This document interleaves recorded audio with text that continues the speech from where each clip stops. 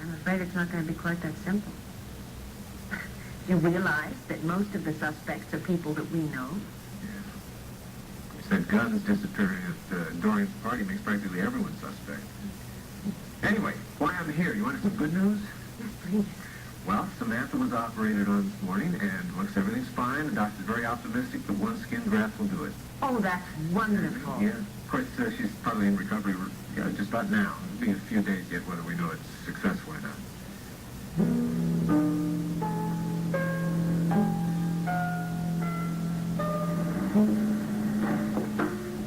Tony, have you heard anything about Samantha? No, just that she's in the recovery room, and everybody says that she's, okay. Mind if I stay and worry with you a little? Appreciate it if you would.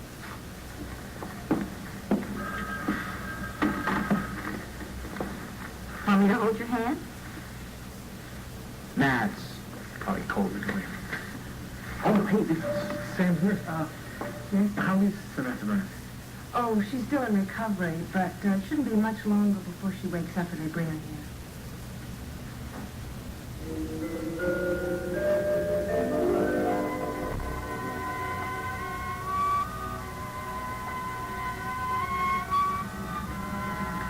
Tony? What are you doing here? I just heard the news. That you and Samantha are going to be married? Yes, that's right. Why are you doing this to me, Tony? You know I've been waiting for you to come back to me. I thought it was over between us. It could never be over between us, Tony. There are too many years. There's too much love. Too much passion.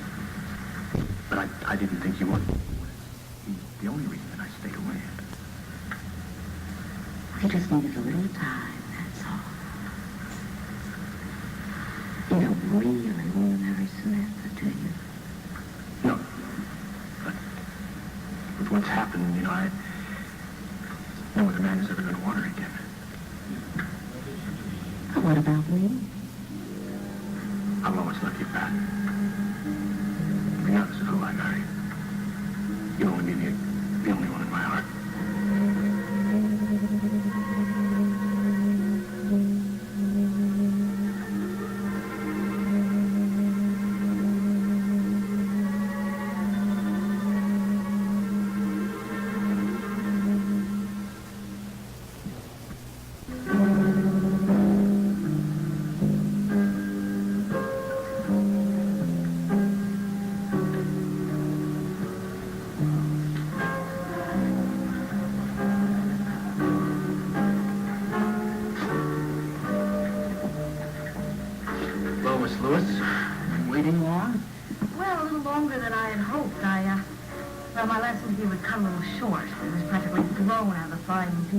By an irate Talbot Huddelston. I wonder why Talbot wanted to do something like that. Oh, because I dared to ask his son Greg a very simple question. A simple question? Oh, I admit it did have a few unpleasant implications. You're really, enjoying your new job at the Chronicle, aren't you? Yeah, it's really fantastic. I'm having a ball. What are you thinking? Thinking that it's your attitude that bothers me, Edwina. That's why I wanted to have that drink with you today. Now look, we've been friends for a long time. And you know I've always had the greatest respect for your work. So you feel that gives you a right to disapprove? Fine. Could I get you anything from the bar? Yeah, I'll have a martini very dry. Vodka, which one? Edwina, I'm concerned, because from what I've been reading, the way you have been reporting these stories, it seems that it stems more from a desire to get even with Joe than anything else. It's not my fault that I happen to be unemployed when the Chronicle needed a reporter for this case. Oh, come on, Edwina. You're writing cheap sensationalism, and you're a better journalist than that. Judging by what you write for the Banner and for the magazine. Yeah, where did it get me? Absolutely nowhere. And where is this going to get you? Well, maybe the job of the chief of police. I mean, you'd be amazed at what I'm uncovering, Paul. And are you aware of the harm that you might be causing in the process? Oh, look, I've never had many friends in that circle of people. You know that.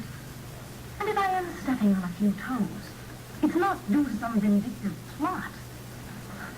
It's due to the fact that a lot of people are tiptoeing around Marco Dane's dead body. Look, getting even with someone is not going to give you any answers. Paul, look, I have a new job. I'm a reporter. If our positions were reversed, you'll be doing just what I'm doing. But since they're not, and since you happen to be romantically involved with Dorian at the moment, maybe it's a bit touchy about the Lord Klenck. Oh, is that what you think it is, huh? It couldn't be because I think you are making a mistake and I'm trying to do you a favor by talking about it. I have to question your motives just the way you have to question mine.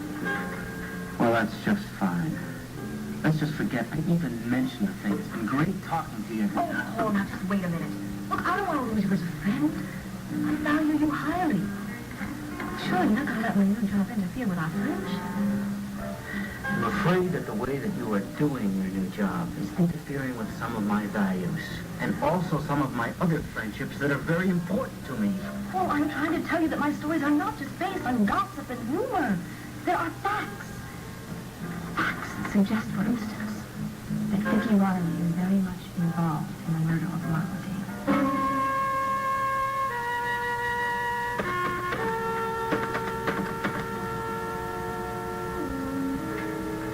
Yes, hello, Kim. This is Ed Hall.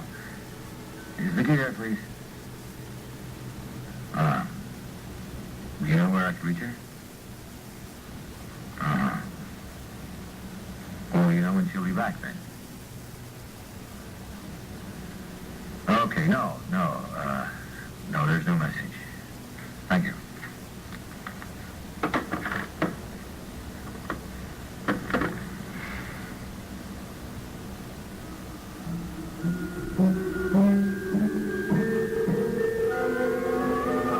I couldn't stand him, all right? He was a creep and he used... And what? Well, when he would come into the pizza parlor, he always tried to flirt with Tina, and that just made me mad. Oh, man. Hey, and not mad enough to kill him, if that's what you're talking about.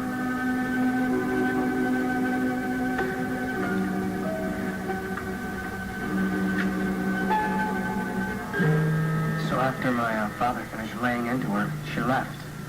But I think she left more determined than ever to snoop around about Tina and Marco. I'm afraid that's all we need in this mess right now, Miss Edwina Lewis snooping around trying to solve a case.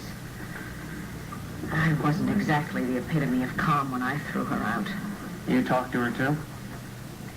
Yeah, she showed up at the house. She wanted to talk to me and to Tina. Oh.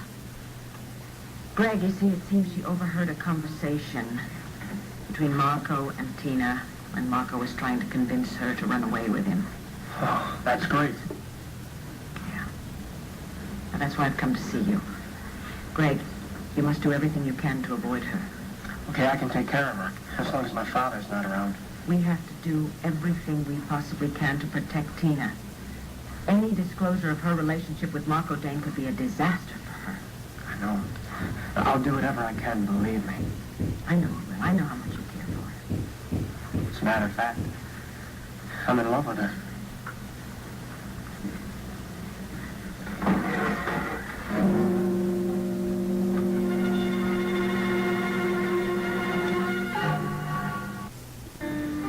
You know, I came here thinking that you wanted revenge, but I never realized how much. And I thought that you just wanted to get even with Joe, but now Viki too? Well, you tell me exactly what it is that Viki has to do with all of this. You know, well, you're really making me very angry. If you think I was just conjuring up that opinion because I was fired from Havana, then you don't know me at all. Then you have no respect for me as a journalist. Are you telling me that you have positive proof?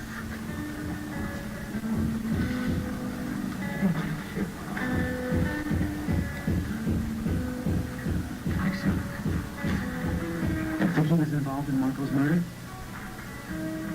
All right, listen. I will tell you everything that I've pieced together, and then you can tell me if you think it's just speculation, all right? Fine, sure. All right. I know that 16-year-old Tina had something going on with Marco. Well, that in itself sounds ridiculous to me, but do you have any proof? I heard them with my own ears. They were talking about Tina's leaving town with Marco. Now, last I heard, that's not the thing that comes up next in the conversation after her blow and already. All right, fine. So she knew Marco. So what? Right. And I know that Viki hated Marco. Not nearly as much as Marco hated Viki. Anyone who's ever worked with him, even remotely, told me how much he was constantly bad-mouthing her being. Oh.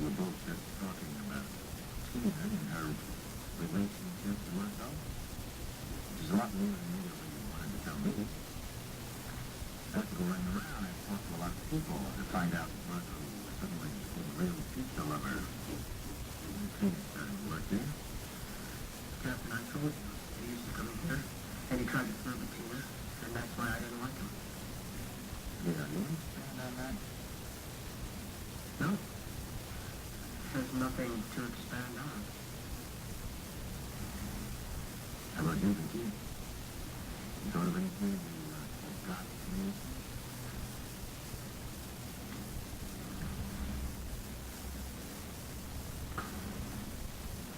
You want to go into more detail about how much you didn't like Marco, Greg? I already told you all that, Captain. Also told me you weren't at the health club on the day Marco was murdered. You want to tell me that story by any chance? No. Ed, really, you were very angry with us. Do we deserve to be treated that way? Viki, a lot of people, including my friends, have withheld information downright lying. I'm just a detective trying to find murderers. And I would treat you as a believer. We'll both have to start cooperating. That's what I've been trying to do. You've been lying, Greg. You were at the health club on the day Marco was murdered. Your car was parked out in front of the health club because you got hurt. You got a problem. Forgot about that, didn't you?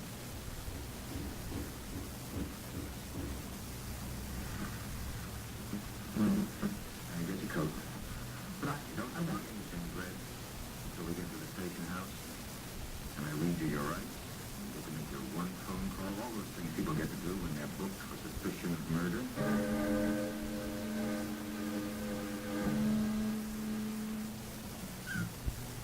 Did Marco's killer leave too many clues? That the murder weapon narrowed down to an antique gun, and the suspect was narrowed down to some of Lamia's most prominent citizens. Do you have any idea who the police are thinking of, the suspect? And you don't think they really suspected, do you? I did not kill him, and I have no idea who did it. The evidence is all stacked up, but who is it pointing to? One Life to Live, every weekday on ABC. The search is on for Marco's killer. Why didn't you call the police? Wait a minute, are you telling me you think I had something to do with this? We just need to talk, Brad, that's all. I was in Marco's office yesterday, and my fingerprints are everywhere. Tell him why. But, Dad, I didn't kill Marco. I swear I didn't. Then who did? One Life to Live, every weekday on ABC.